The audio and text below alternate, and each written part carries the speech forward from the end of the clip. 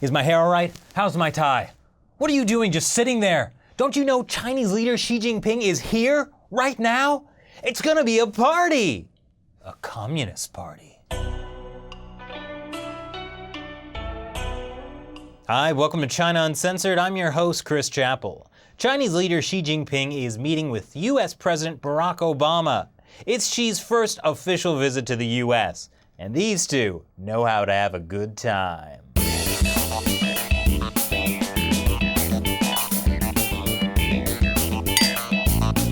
My tone with respect to China has been pretty consistent. It is in our interest for China to continue what has been dubbed a peaceful, orderly rise.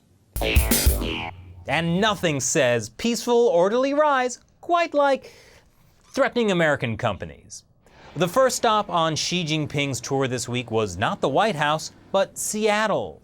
That's where this year's annual USChina Internet Industry Forum was rescheduled to coincide with Xi's trip. What? You've never heard of the US-China Internet Industry Forum? You didn't follow the play-by-play last year?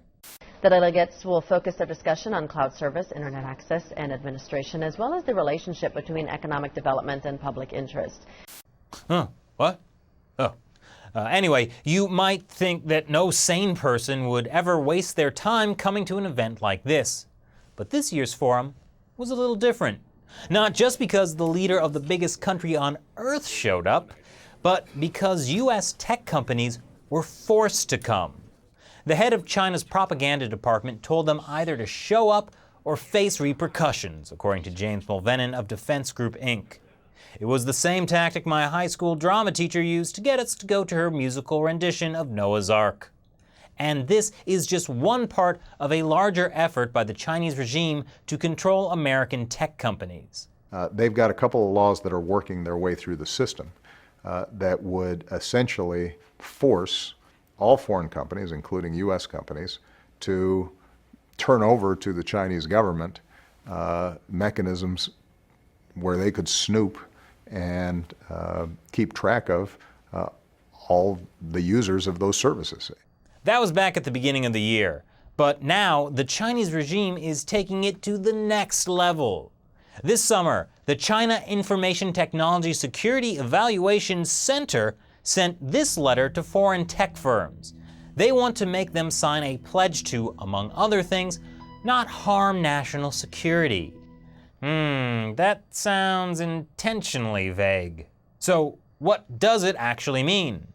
It's Communist Party speak for turn over your source code and user data to the Chinese government. Don't worry, your intellectual property will be safe. Xi Jinping has clearly stated that the Chinese government cannot in any way participate in encouraging anyone to steal trade secrets. So, when the FBI indicted 5 Chinese military personnel for stealing trade secrets from US companies, they didn't work for the Chinese government? Anyway, it would be stupid for any US company to actually sign this document, since that would be like shooting yourself in the foot. But just because it would be stupid doesn't mean it won't happen. You see, US firms want access to the Chinese internet market before homegrown companies can develop and squeeze them out. And in order to do that, some US companies are willing to bend over backwards to appease the Chinese regime. For example, IBM and Qualcomm both voluntarily offered up their intellectual property to Chinese companies after facing pressure from the Chinese regime.